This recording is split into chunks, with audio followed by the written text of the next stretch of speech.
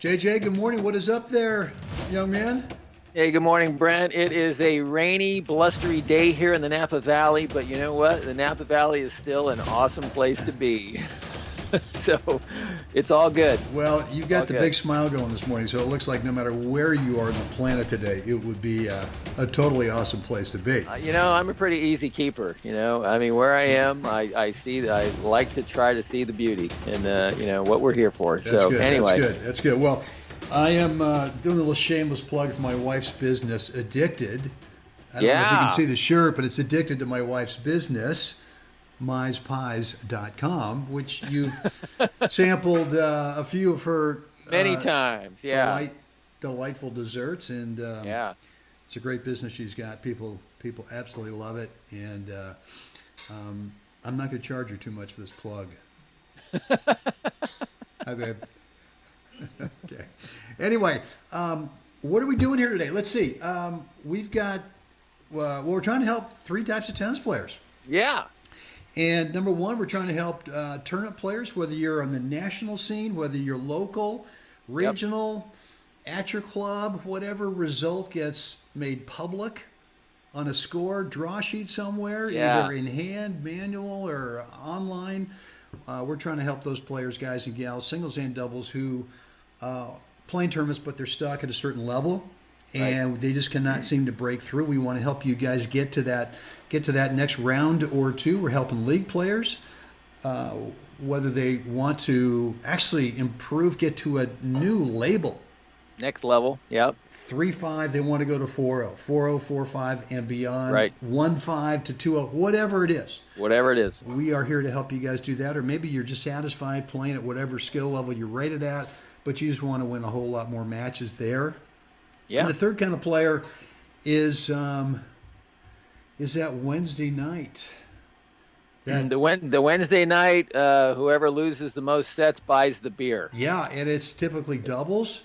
Yep. And you play Stinko. Everyone switches partners. You play 3 sets, and whoever wins the most gets to be the man or the woman. And you just want to do that every week. Why not? Yeah. Why not? Why not? And maybe you're playing the singles. Maybe it's a singles thing Tuesdays at noon or something like that. Yeah. Lunch break, and you just want to win more of those matches. So we're help those three kinds of players. One of the ways we're doing that is we are right now, before we get too swamped with this, we are offering a complimentary, a free 10-minute coaching call with me and or Jeff, or the three of us can get on a conference call together. It's a short 10-minute call. It's free, but we ask you to do one thing. And that Bring is the one thing. bring that one thing that you just right now cannot figure out. It could be something minor. Maybe it's technique, but maybe it's really more strategic or tactical, whether it's singles or doubles. And we want to help. We want to help you kind of point you on the right path is how to get better at that. The way to get that 10-minute call scheduled with us, shoot us an email at letusknow@goldballhunting.com. So what we do here is we put each other on the hot seat, and we're sharing stories from way back in the day, or maybe from way back in like yesterday, and about what's happening with our own games as players and or coaches and tennis teachers as well, and trying to share those epiphany, those aha moments that we've had, as again, both as players, also as coaches, that you can relate to and help you push you guys to the next level. So, Jeffrey, I believe today I'm on the hot seat. Yeah. And so, dude, I think I'm ready. You sure? You're strapped in? You got your seatbelt on? I've got it all cinched up. 'Cause I wrote down 2 questions, but I think I'm gonna. My first question is a 2-parter. So and we're talking about again tournament players, league players. So this is a combination of both, and because you and I both prefer tournament play. And so the part 1 of the question is, can you describe the difference between what it feels like, the difference between a league match, because I know you've played league tennis, I've played league tennis myself, and tournament play, and kind of why do you like the one over the other? And then part two would be like, how do you decide what events to play? You know, like, and maybe even starting like when you first started playing the senior events, like how did you kind of navigate that and kind of work your way, up to what you're doing now, which is primarily, all gold ball hunting, Yeah, right? yeah, yeah. So part one, like, can you describe the difference between those types of events, and then how do you choose the events you play in, and how did you start doing that? So, God, another brilliant question from the vastness that's inside that yes, noggin over there. I love to play both leagues and tournaments, and for me, they are different in that the leagues. The reason I like the leagues is that it's a set time. yep, It's I can schedule my life around it, right, and it's a team deal, right? I mean, it's right, different than just playing. Like if I'm just playing doubles, well, that's obviously a team deal.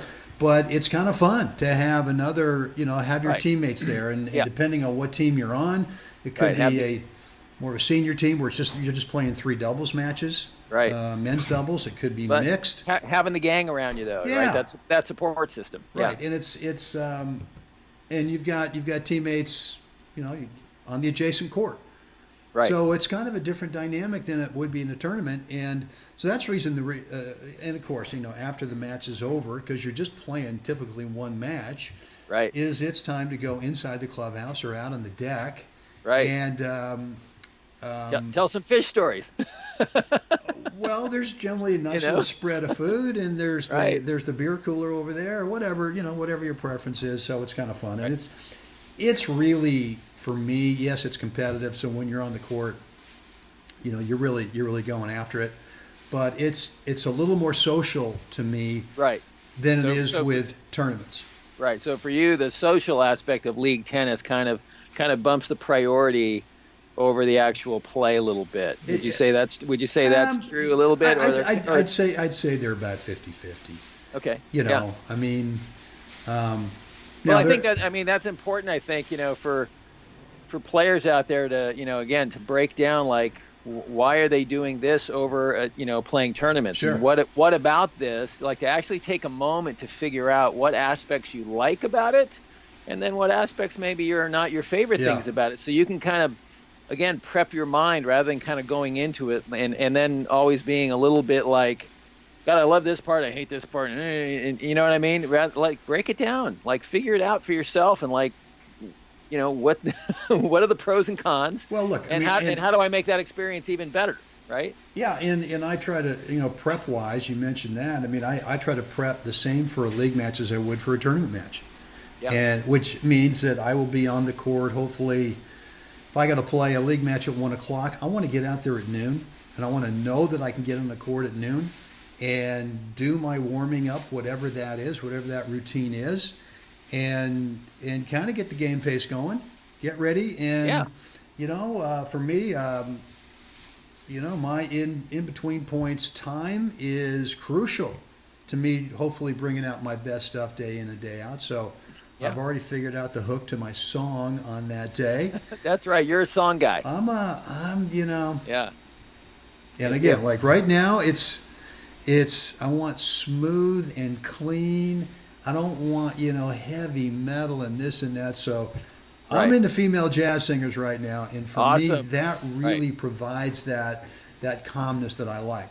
yeah. Um, For so for our listeners, if we Brent went into detail on this episodes back. I forget which episode it is, but like in the match prep, you like to figure out a song for the day because that helps you kind of the song lyric, the repeat, the loop of that lyric helps you kind of dispense with the other chatter that might be going on in your head. So I just wanted to like throw that in yeah, there. yeah. Really, Well, and why? that's What like? What are you talking about? You picked your song for the day, well, so that's what that's yeah. about. I mean, and for me, it's a conscious thing in between points. So when the Right, point's immediately over, I mean, I just drop into the hook of that song, right. and for me, it really helps if I've just hit the greatest running, screaming forehand up the line, and all three people went crazy.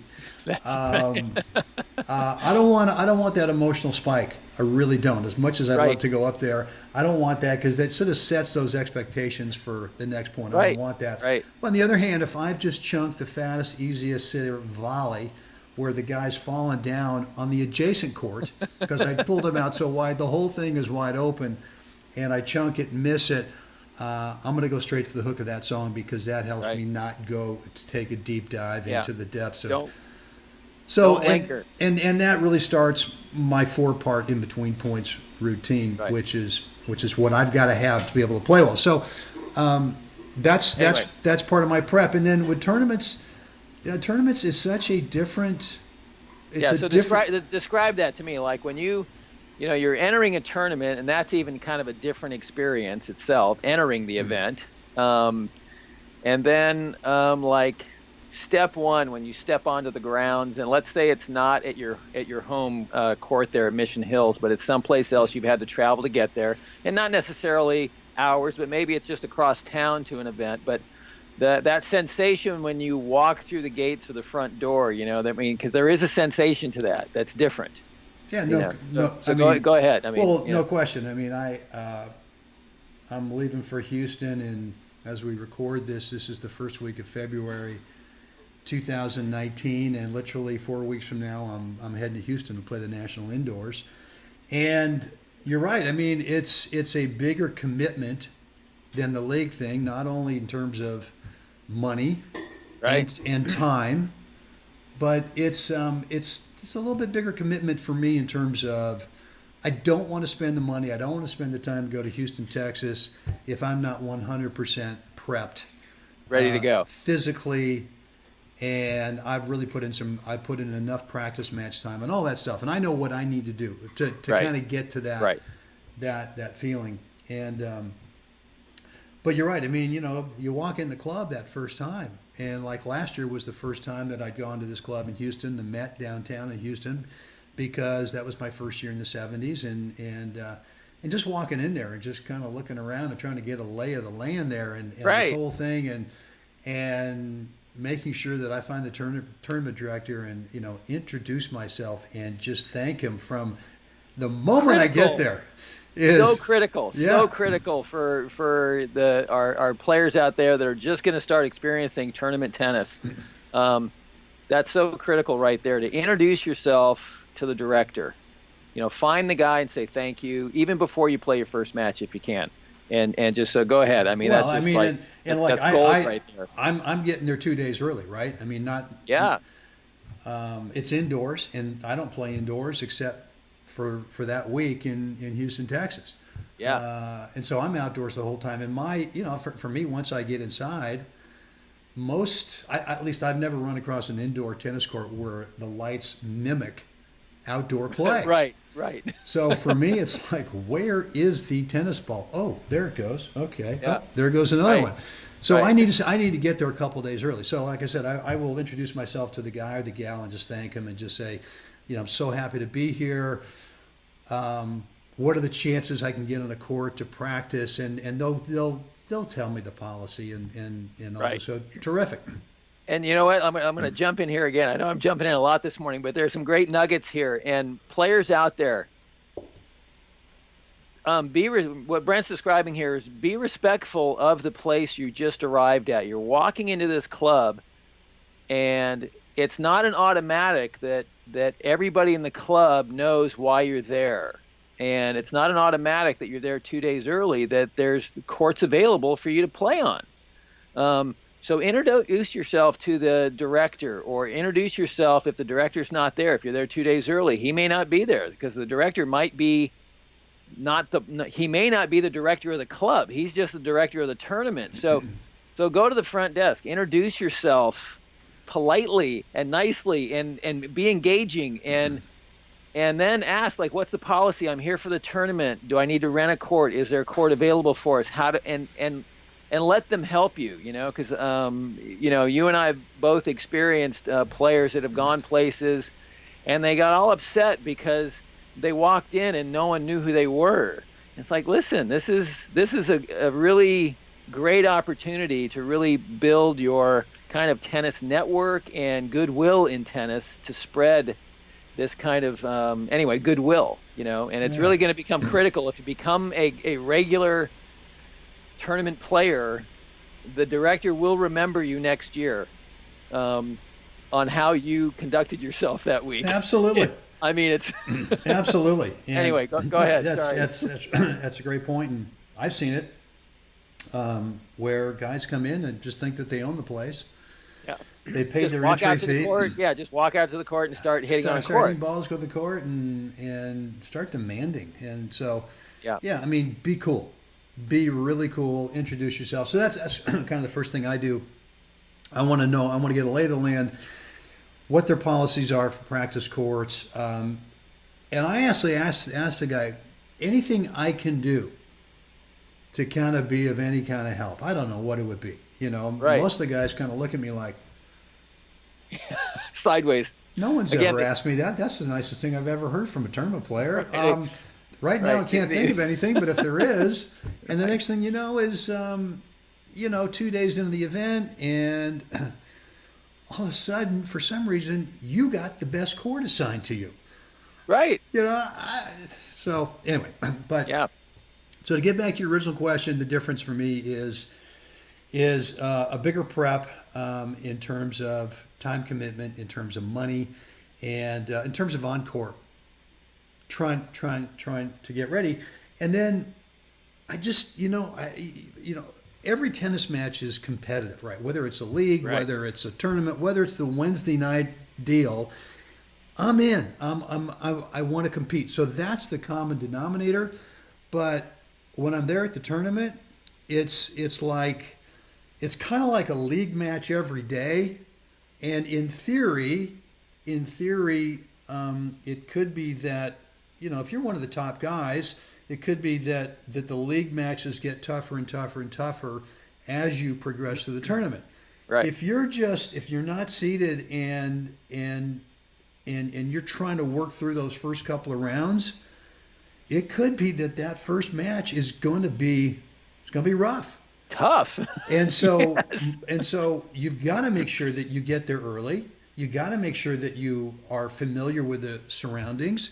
You got to make sure that everything that this is, there's a little desensitizing process, Right. and so that you give yourself the best chance to play. But I just love the whole process. I love the process Right. of the draw sheets, of the tournament desk, the umpires, the referees, the players kind of milling around. Right. There's There's an energy to it. There's this freakiness. Everyone's, ha ha ha, great to see you, but everyone's a little tight.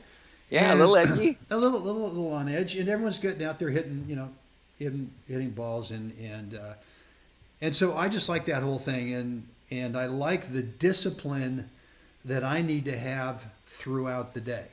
Right. So if my general MO here in the desert, get up in the morning and do some work, get on the call and do this stuff with you, and then around noon go out in the courts and hit some balls, and then come home and late lunch, and 5 o'clock a beer, and Yeah. maybe another something at and a late dinner, and I'm going, this is not optimal for me at the tournament. So Right. I like the discipline that I need to have every day. And that discipline might be, and for me, actually, it's what can I do today to get the best possible night's sleep? Right. Because if I don't sleep well, I'm not a happy dude. And I can Right. get a little edgy out there in the court, and I don't like that. I mean, I just don't want that. So it's seriously, what can I do today to get the best night's sleep? And some of that is doing my work and cutting it off at a certain point. I mean, I travel with a laptop, and Right. and I'll be in Houston, and you and I will be doing these recording sessions while I'm in a hotel in Houston in the mornings, and Right. that's fine.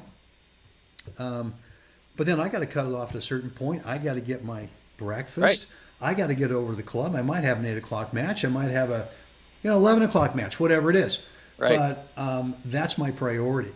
And So let's hang on that for a moment, because we both played events where you hear somebody at the desk well, I have to be XYZ at 5 o'clock. I can't play a match at, da, da, da. And it's like, if you're going to play a tournament, you've really got to open up your schedule and understand that you are going to be there for X amount of days, and you are at the mercy of the schedule. And there are, again, sometimes things come up, and you can make a legitimate argument for a slight change or something. But to go in there thinking that, I really don't like to play at 8 o'clock. Is there any way we can do this? Or, I've got a business call at 8 o'clock and this is the first round. And it's like, dude, like, so, don't put yourself in that situation unless you can commit to the schedule at large, and that schedule is going to change from day one to the finals. That schedule, at some point, there will be a match that changes time because the opponent you're supposed to play had a 3-hour, 3-set marathon, and they're still on the court at 2 o'clock, and you're supposed to play your doubles match at 2 o'clock with that guy or against that guy.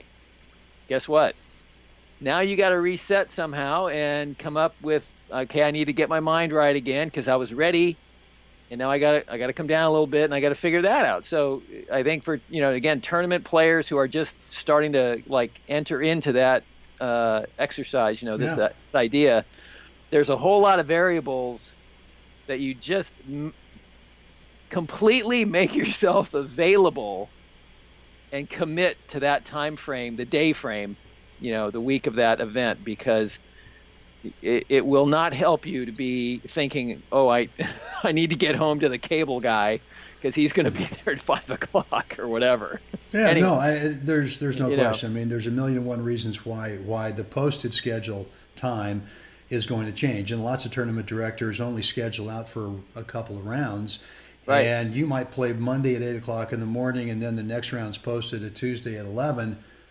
But there's nothing else. I mean, for the next rounds, there's... Well, Mission Hills, right? Ed does a fabulous job of scheduling matches, like unbelievable, with, 700 participants and age groups from one end of the scale to the other.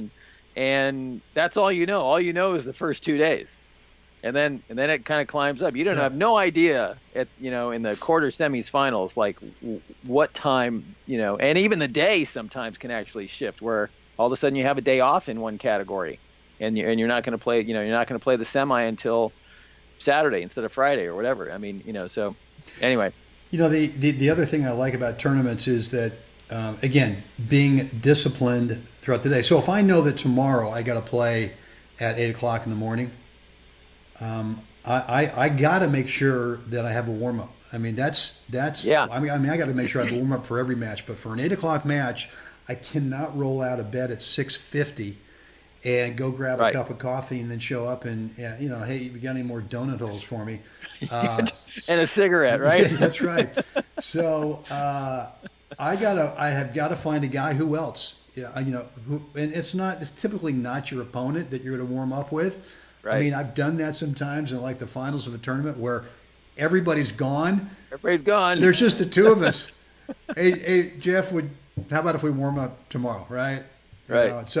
So I got to find a guy. I got to find in the draw who's also playing at the same time, who would be open to hitting some balls. If I got an 8 o'clock match, it might not be as long a warm up as like an 11 o'clock, but I've still got to do some prep work to kind of break the sweat and kind of got going. So the other thing that I love about tournaments that I don't really get in league matches is when I've got some downtime.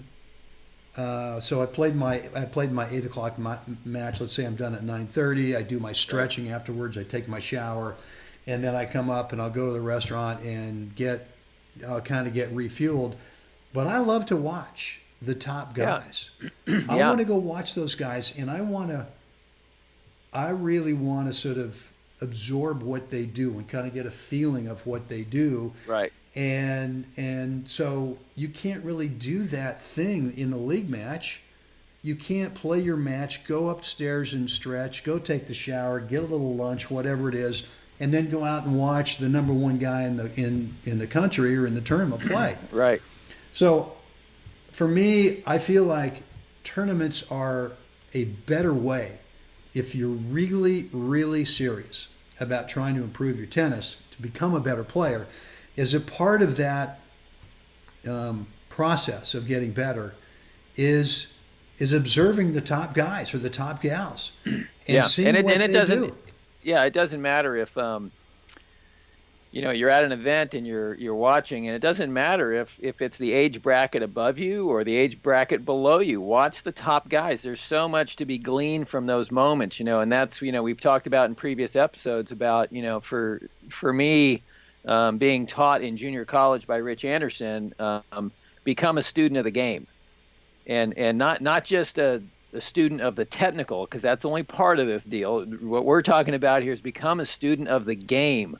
Watch how the top players conduct themselves. How do they, how does he move from one side of the court to the other when they're changing sides? As silly and as mundane as that might sound, it can be the most critical part of the process for that player. Obviously, we can pick out one, Rafa. He has a set routine, and as much as you can make jokes and we can all laugh about his little quirks and tweaks, he wins matches because that doesn't change. It never changes. It is an absolute, you know what I mean? It's part of that process. So I think to observe that and to really watch and really see how it's affecting that player's success, and so that's a really critical part. I wanted to circle back a little bit to when you talked about, I've got one more thing I want to say about. Okay, go ahead. Because I don't want to forget this about the difference between leagues and tournaments, and that is when you play leagues is typically you play one match a week, right? So let's say that you play Saturday afternoon at 1. Well, okay, so now the match is over, it's done. You're probably not going to play again until next Saturday or next Sunday or something. It's going to be 6-7 days a week. Right. A lot of what you just learned in today's match starts to dissipate by the time you get to next week's match. Right. The shockwave is over. That's right. Whether it's good or whether it's bad. Good or bad. Yeah. And what I love about tournaments is that I love the feeling of building confidence from one day to the next. Yes. And for me, I've never been that kind of player where in the first round it's cleaner than a whistle. Yeah. Everything banging on all cylinders, right? I mean, I can. And look, I mean, most tournaments are organized not by skill level, but by age group. Now, if we're talking about senior age group tournaments, yes, they do have NTRP local, 3.5, 4.0. That's different, and that's fine. But the point I want to make is that a day-to-day tournament where you show up and you play one round a day. Yes. Is if you can sneak out of the first round, you actually build a little bit more confidence for the second round. And if you can sneak out of the second round, now all of a sudden you are sort of on a day-to-day basis building confidence that you can't do in league stuff unless you're on 17 different league teams and your 17 different captains are going, could you commit? Because Right. This is exactly what I was going to circle back to. Okay. Is that you read my mind? Oh, what a surprise, right? Is the day-to-day match that you have to now you finished your match on day one. Now you got to figure out your afternoon routine. You like to go watch a little bit. Maybe you do that. You watch these guys. Can you actually go see the guy that you might be playing or watch the match of the, because they may not be scheduled at the same time as you. Tournaments are different.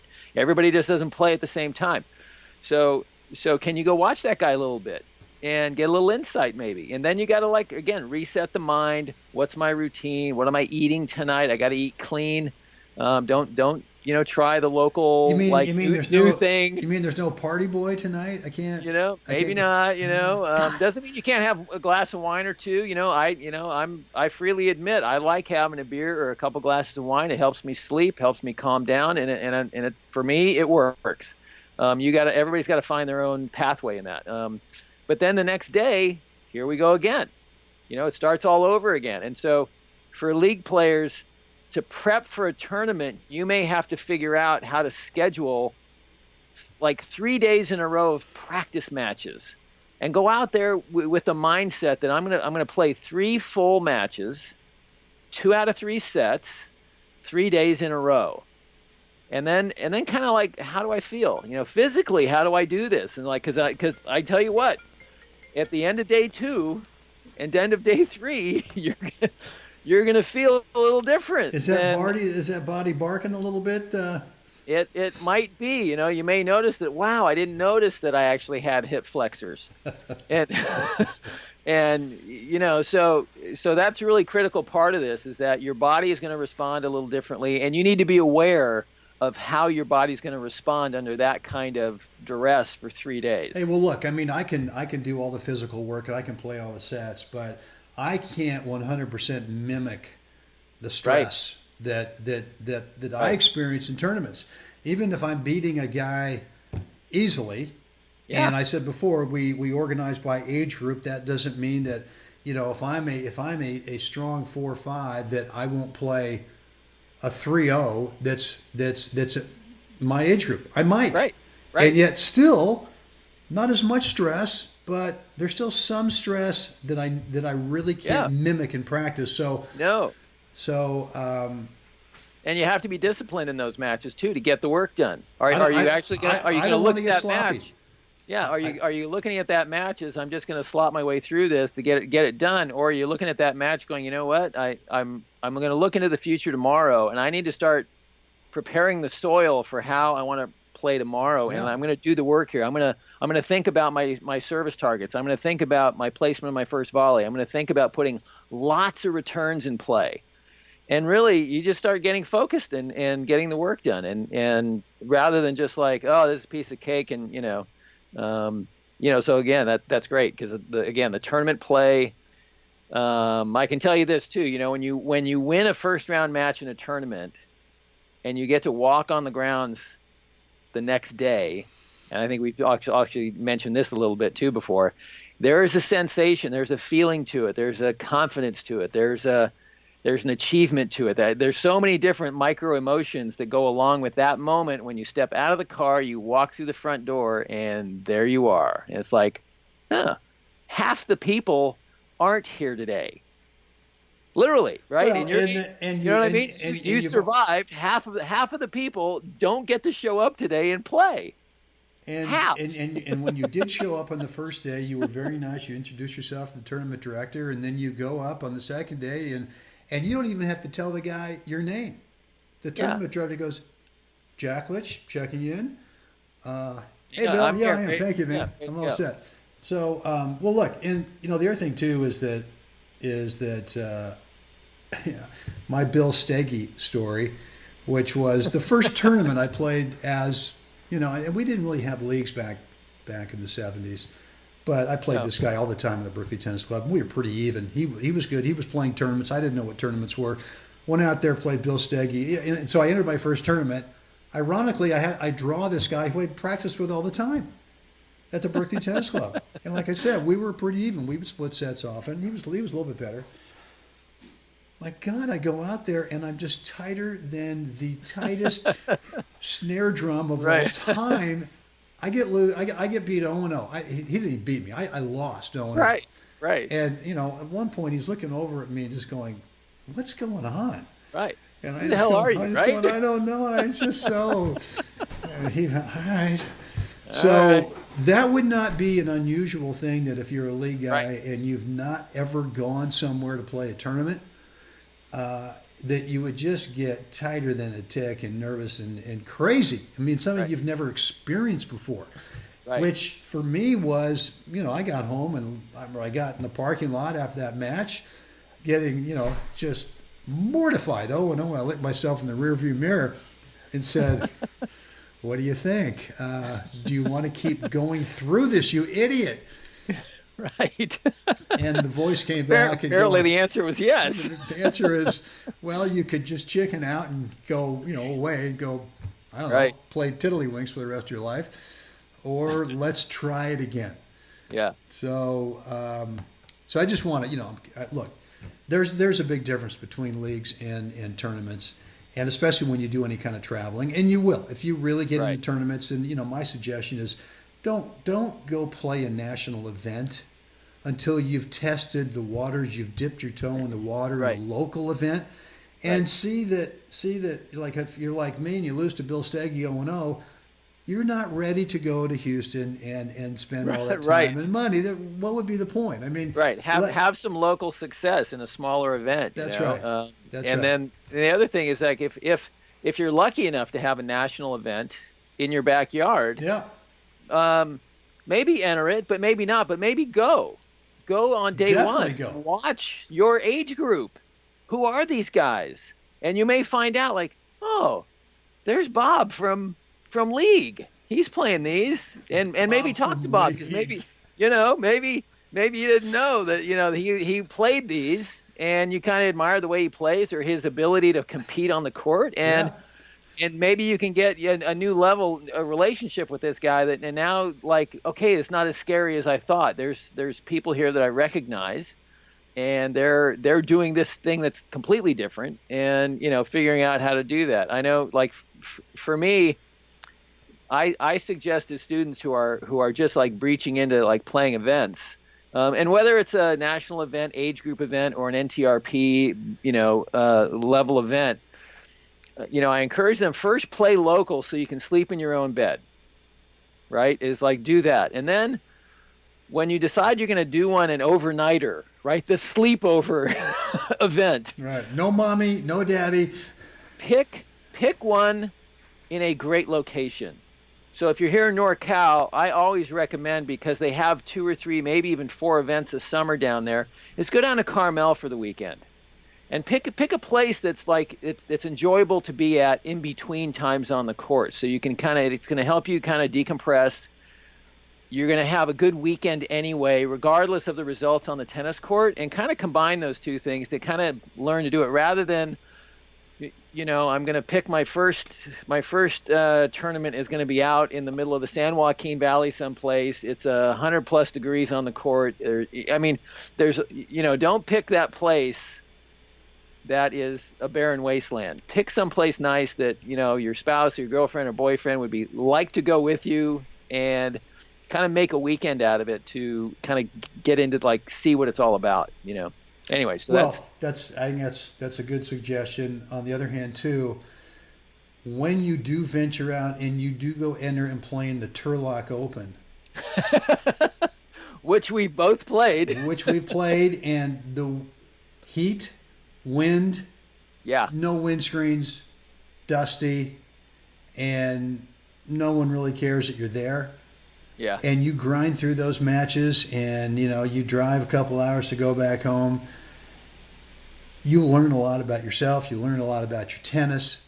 So there's a huge difference between leagues and tournaments. And and look, I'm not saying that if you decide you don't ever want to play tournaments, you want to be a league player. Totally cool. That's fine. I mean, it's a great way to kind of let off your competitive steam. Yeah. Without having to have a huge time commitment. And look, let's be honest, a lot of people are working more than full time. A lot of people are also raising families. And I took off from when I played some tournaments in the 35s, then I took off in the 40s. I played maybe a couple tournaments from 40 to 50, but just a couple because, raising 3 kids.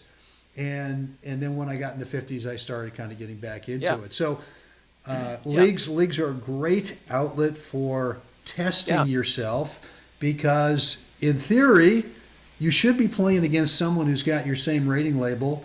If the NTRP is somewhat accurate, they would say, you're a 4-0, I'm a 4-0, this is great. We don't know who's going to win today. Right. Unfortunately, it doesn't always work out that way. It doesn't always work that way, but that's critical though. Because league play may be the only time frames that actually work for you to be able to enjoy this game. Right. And so it is. It's a great outlet. If it is the only outlet that you get to have for a period of time, then so be it. Enjoy those matches and definitely do what you can. Did I answer part B? Have we gotten to part B of the question? I think I did. I answered the way I kind of look at part B, but you go ahead. I mean, what are your insights on? What I was going to ask you is you were going to say no, and here's part B. I've forgotten what part B is. So Part B could you? is how do you decide what events to play? Ah, So I mean I well, kind of threw my like take on it there. yeah, Like, yeah, yeah. So after the Bill Steggy thing, my choice was I got to enter every possible event I can get into, and I wasn't playing national events then because um, I wasn't 35. I was still, right, still right. sort of in my 20s. So I didn't do any traveling. It was all the local NorCal events, and I played as many things as I could get into, just so I didn't even think about winning or losing. I just wanted to not. I did not want to beat a guy 2-1 in Sonoma and then drive home cramping the whole time because I'd been such a nervous Nelly in my match Right. that I just completely, So my whole thing was I gotta get into as many tournaments as possible, somehow carve it into my work schedule, and do that so I could desensitize myself to the nerves. Eventually, when I started having results, and this was really right after Mr. Stowe. Right. So early mid 80s.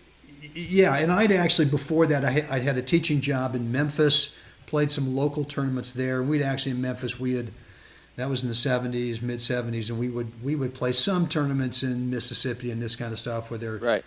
be an overnighter, but I'd get beat pretty early, and the overnighter would be maybe a night, maybe two, and I'd drive home.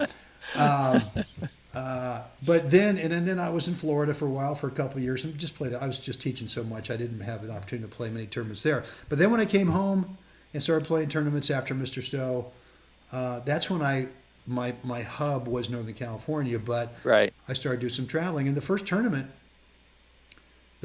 before we won the '84 hard courts 35s, '83 we traveled to San Antonio, Wow. which was Got my it. first kind of travel to a national event. Right. Got beat first round in singles.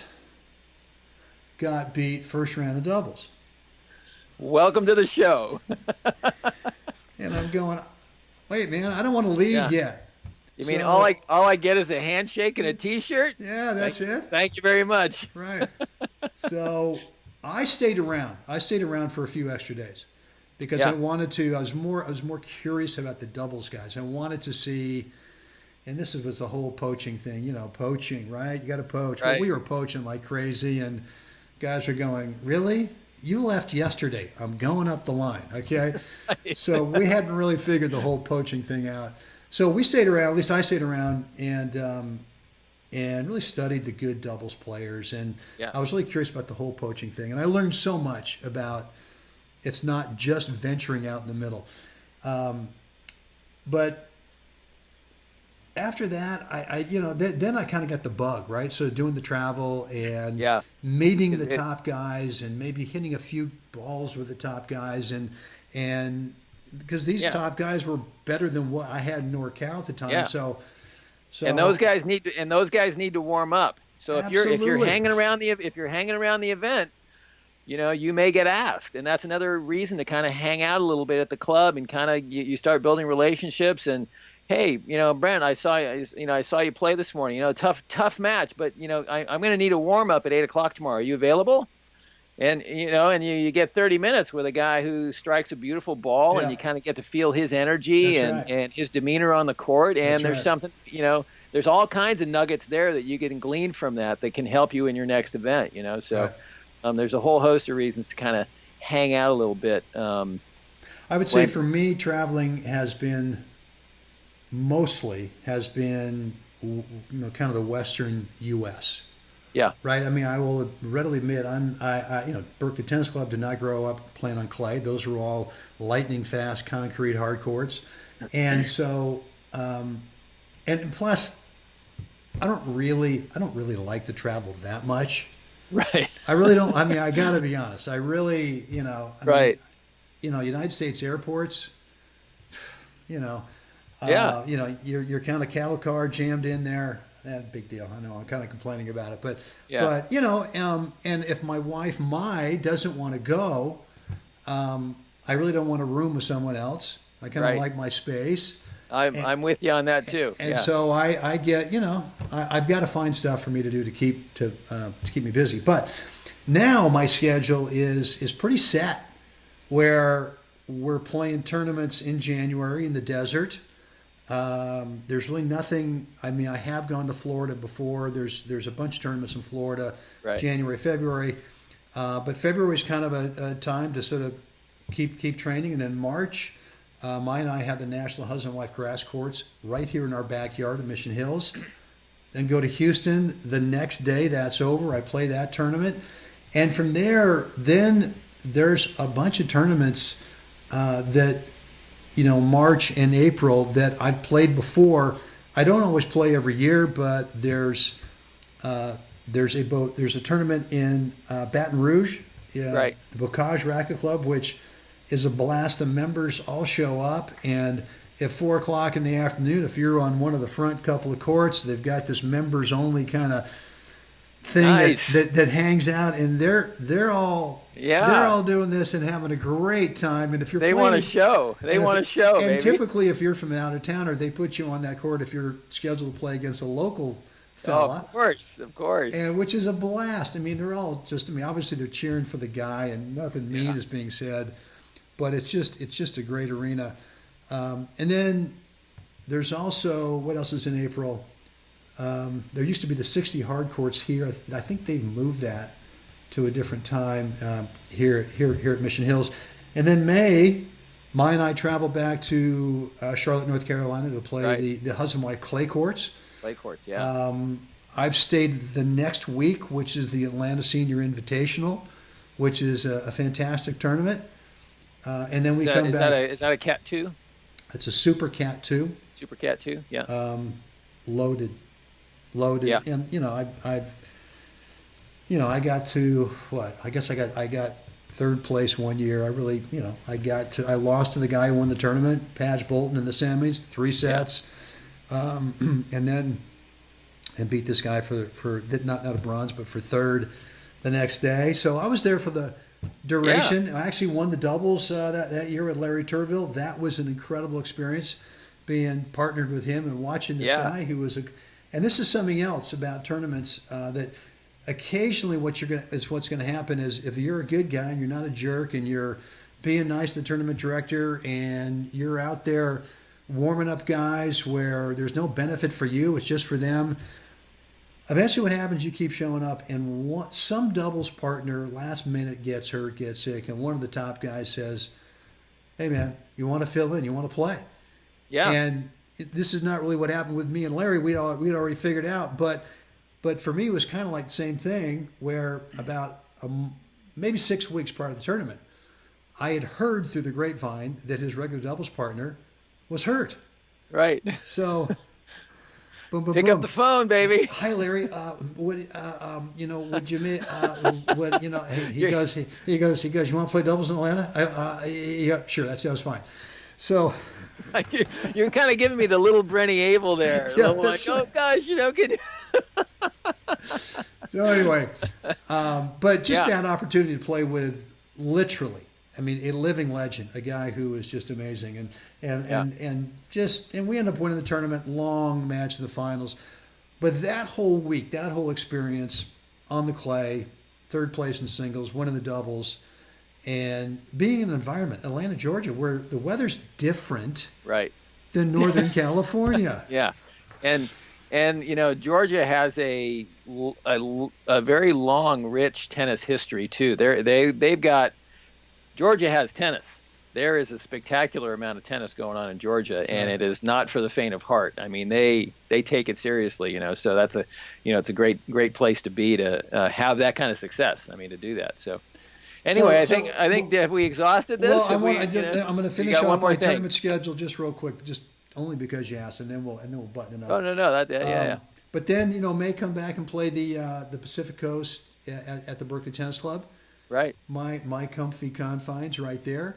Yeah. And then after that, I used to play Mill Valley, which is about 2 weeks later. 2 weeks later, and that's a Super Cat too. It is, but I don't play it anymore because if I do well in my age group and get the finals on that Sunday, the very next day, you typically got to play your first round in Irvine, the national hard Oh courts. yeah, right. I've done that, and the first year I did that, man, it was not bueno. Much. It was kind of a disaster. So I don't play Mill Valley anymore.